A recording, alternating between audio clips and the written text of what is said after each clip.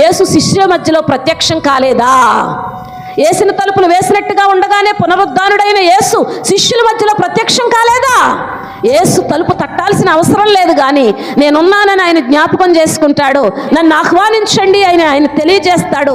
ఎందుకంటే లోపల ఉన్నటువంటి వారు నులివెచ్చని స్థితిలో ఉన్నారు. ఏ విశ్వాస జీవితమైనా, ఏ భక్తి జీవితమైనా నులివెచ్చని స్థితిలో ఉన్నప్పుడు దేవుడు వారితో సహవాసం చేయటానికి ఇష్టపడ్డాడు. దేవుడు వారి ముందు తన ద్వారాలను తెరవటానికి ఇష్టపడ్డాడు. అయితే మనం ఏం చెయ్యాలి? ఆయనతో సహవాసం చెయ్యాలి. అయితే మనం ఏం చెయ్యాలి? నులివెచ్చని స్థితిని విడిచిపెట్టి, నులివెచ్చని జీవితాన్ని విడిచిపెట్టి దేవునితో సహవాసం చేయటానికి ఇష్టపడాలి.